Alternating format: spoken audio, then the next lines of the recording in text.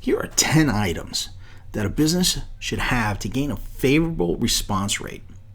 When you're looking to sell your business, whether you're doing it through a business broker or on your own, you want to actually have a good listing that shows the key items that will enable you to get the inquiries that you're looking for to actually sell the business.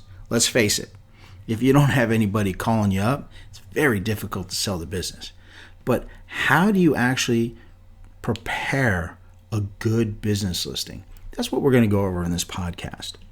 So here are the 10 items that a business should have to gain a favorable response rate. Number 1, you have to have a targeted headline with keywords for search. This is important because to even begin the process, you're going to have to show up in the search. Depending on the platform that you're going to be using, whether it's business websites or search engines, this will be of great importance on the keywords being used. For some websites, it could be a reference, the section of titles for a specific sector. An example, you might say automotive business or landscaping business or e-commerce business. There's a whole host of items, but you want those keywords that are targeted for what the business is and the search keywords to be on that title so it shows up in the search. On others, it's really going to depend on the search terms at the moment. Now here's a tip. A helpful idea is to use keyword research tools when writing your title. I'm not recommending any specific one because there's so many of them, but if you do a search for keyword research tool in your browser, you probably will find several that can help you out. Any is better than none. Number 2, you need to include the location of the business. Most businesses for sale advertising will not include the exact address of the business. Now, most people know this is for confidentiality reasons. You're really not going to have a big old red for sale sign on the front door. That would kind of scare away customers, maybe get all the employees to quit, and maybe put a little bit of enthusiasm to the neighboring competition. So we don't really sell businesses where everybody knows on a basis like that. You do it confidential, but on your advertising, when people are searching, yes, the headline is going to be important, but the second thing they're going to look for is the location of the business. A person may be searching for, let's say, an office deli. They want those banker hours or those office hours, have the weekends off, make a couple of pastrami sandwiches. I am getting hungry. But I digress. Let's get back to business. They want to open up an office deli. It's a nice little owner-operated business, and that's really what they're looking for. So that's the keyword title. But maybe they're in Texas, and they want to look in Texas. Or maybe they're in Florida. They're looking in Florida. Does it really matter if the keyword title is perfect, but it's in Oregon? Kind of makes sense, right? So include the location of the business. Even though you might not have the exact address of the business, the more narrow you can do the focus while maintaining your confidentiality, the better. So as an example, I'm personally here in Tampa, Florida. If I couldn't use the actual subsection of Tampa, I would maybe say Tampa or Hillsborough County or Gold Coast of Florida. On larger scale businesses that cover a geographic area, might say Southeast United States, but it gives you the idea. Number 3, you need to clearly show the gross sales and the adjusted net of the business. Now, let's make something very, very clear, very obvious, and I'm going to overstate this wording, but the obvious. Why do people buy a business? Some are passion, some are something inside them that just wants to be the boss, etc., etc. But the bulk, and when I mean the bulk, probably 99% of people that are buying a business buy it for the cash flow that it has. Without the cash flow, the headline doesn't matter. Where the business is really doesn't matter. They're buying it for the cash flow. They need to know right up front in your description, what is the gross sales and adjusted net? Now, it's a very eye-catching to use a big number on gross sales. That's the shiny part of it. That's the nice part. It's nice when you look at something and say, oh, it's 10 million in gross sales or 25 million gross sales. Or maybe it's an owner-operated restaurant locally, and it says, you know what, we do $2 million in gross sales. Well, that's all great and dandy, but people don't buy based on what the gross sales are. They buy for what they're putting in their pocket. Now, there's a difference between taxable income and what is known as adjusted net earnings. A lot of terminology that goes around. Some use discretionary earnings, some use sales discretionary earnings, some use adjusted net. Others on the higher end of the scale will actually not even look at net earnings, but look at an EBITDA or EBIT level. So there's different variations, but overall the concept remains the same. And that is simply how much money is the buyer going to potentially put into their pocket if they buy the business. They want to know that, and they want it clear, quick, and decisive. That's number 3. Number 4, references the hours required from the ownership. It's been said by yours truly, the most important commodity known on earth is time. Without time, nothing else really matters. Money, yes, it's very important. Health, yes, it's very important. But if you're no longer on the planet, what does it matter? Time is the most important commodity. So you want to do some type of a reference of what a potential buyer may be looking at as far as their time commitment. Whatever that is.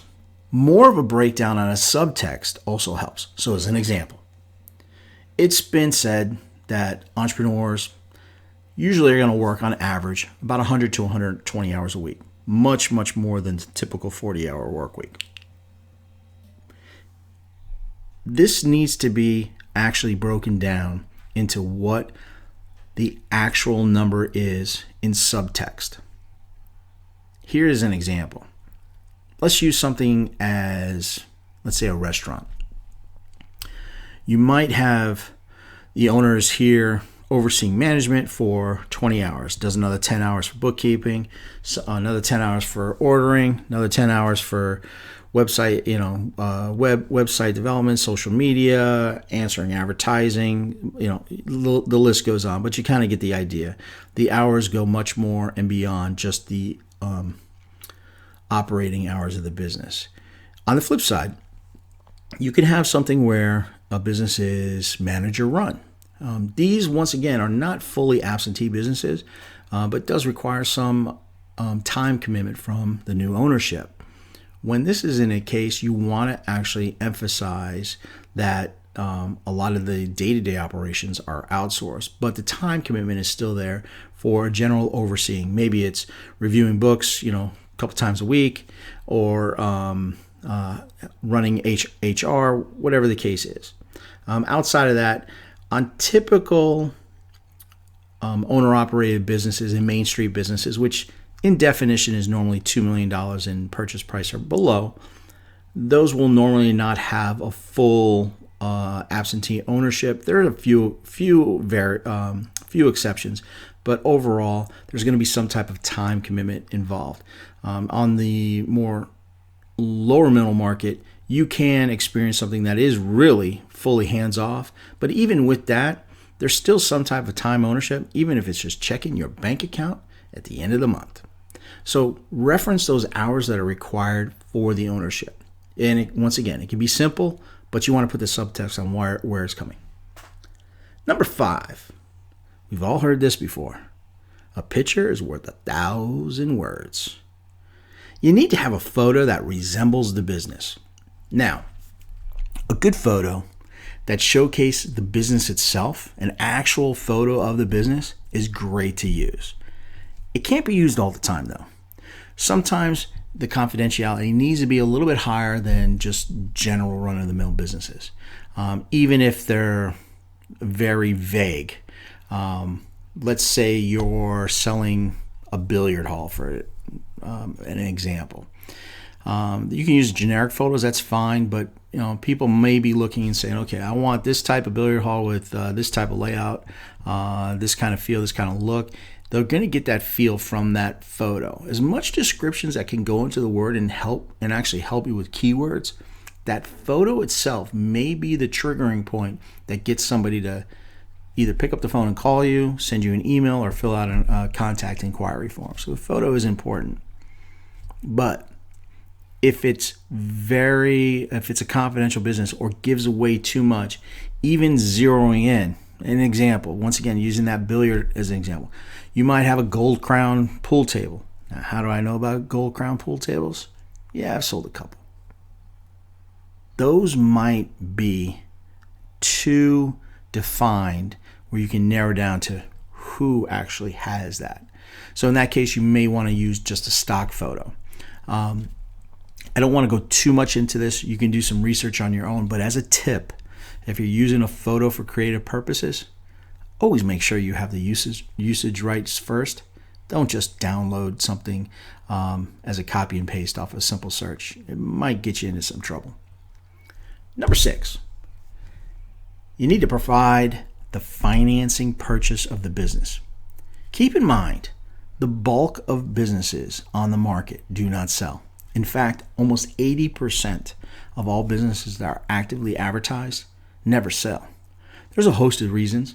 Some are overpriced, some are just junk. But a common one is they can't obtain financing, or they're not advertising it. Don't fall into that trap. Go into the businesses that are actually selling. Price your business correctly, showcase it right, do all your disclosures the best that you can, be as transparent as possible, and provide the financing up front that allows a buyer to move forward with the purchase.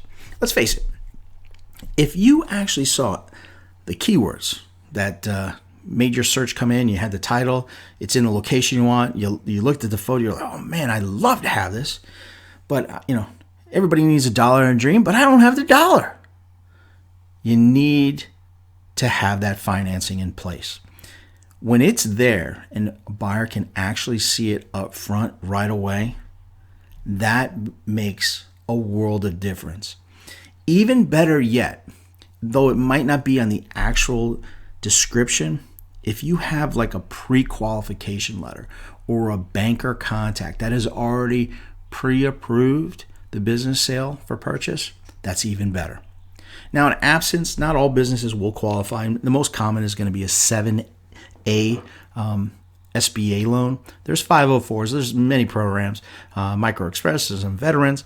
But overall, the most popular is a 7A program. Outside of those, what financing is available? Well, simply put, seller held financing.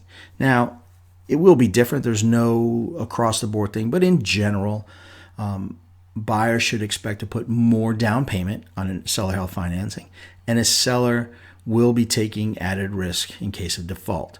But having that seller held financing in place does put some confidence to, or projects a level of confidence for the buyer, knowing that the seller's basically willing to put some eggs in the basket, for lack of better words. Number 7, you need to offer a well-written description of the business. Now, this might be the boring part. I'm not asking anybody to be an English major. If you're good at this, great. If you're not, outsource the product. There is plenty of people that can do this for you. If you're listening to this podcast on one of our websites or one of our affiliates, you might see actually the sponsor of this, which is Fiverr. Fiverr is a great place for a lot of freelancers, a lot of people looking for work, some top talent worldwide. Take a moment. If you need to outsource some stuff, take a look at those. We have some links in there. Yes, it is a sponsor. We will receive an affiliate commission on it. It's not large enough to buy a plane, but maybe a model plane. Anyways, it's there to help you. Feel free to visit those when you get a chance. Once again, that's Fiverr.com. Number 8, you need to provide clear instructions on how to inquire for more information.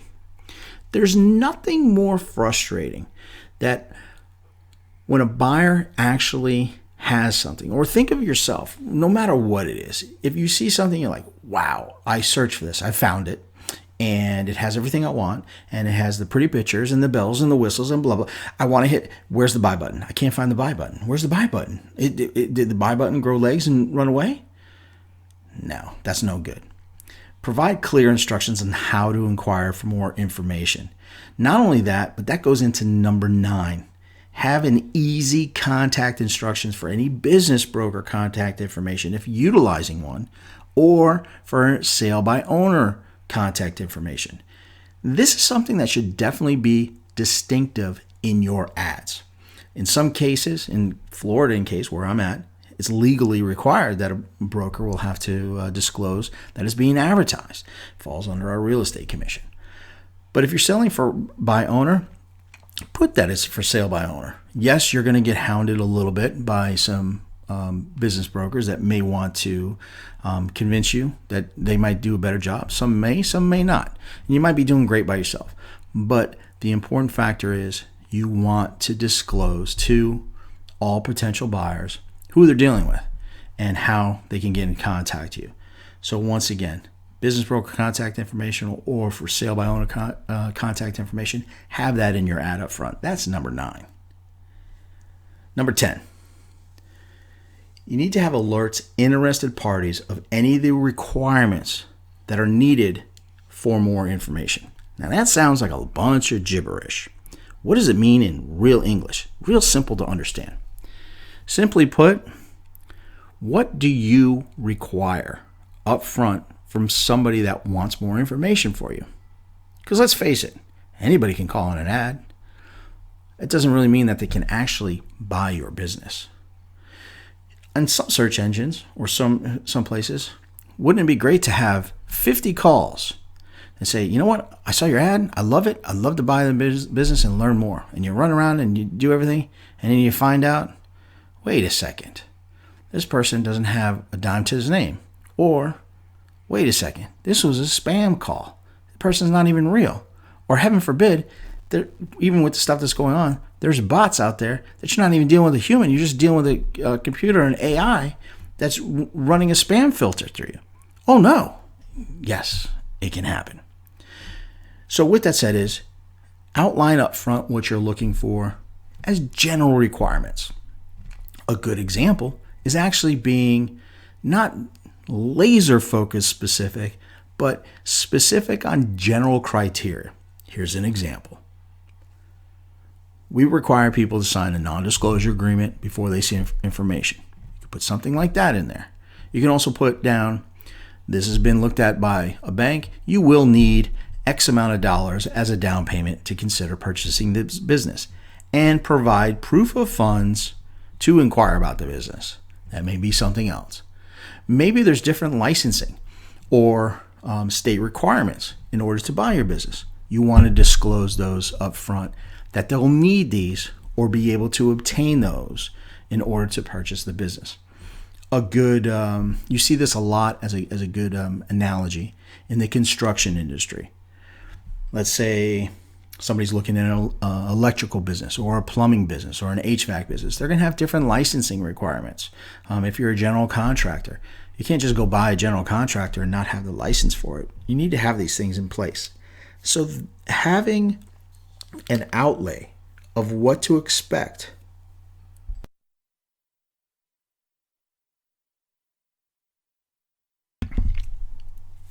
up front gives the buyers a good analogy of if they're basically self-qualified to not only purchase a business, but have the ability to inquire more about it. This saves their time, it saves your time, it saves everybody's time. So once again, that's a good idea. I hope this podcast, or if you were reading this on a different one of our many social networks or websites, brought you some value added. Once again, as a summary, the podcast was just 10 items that a business listing should have to gain a favorable response rate. Because once again, it's favorable and there's no points for second place. Number 1, has a targeted headline with keyword search. Number 2, includes the location of the business. Number 3, clearly shows the gross sales and the adjusted net earnings of the business, because we want to know how much money's getting put in the pocket. Number 4, references the hours from the ownership. Number 5, has the photo that resembles the business. Number 6, provides financing to purchase the business. Reminder, over 80% of businesses advertise don't sell.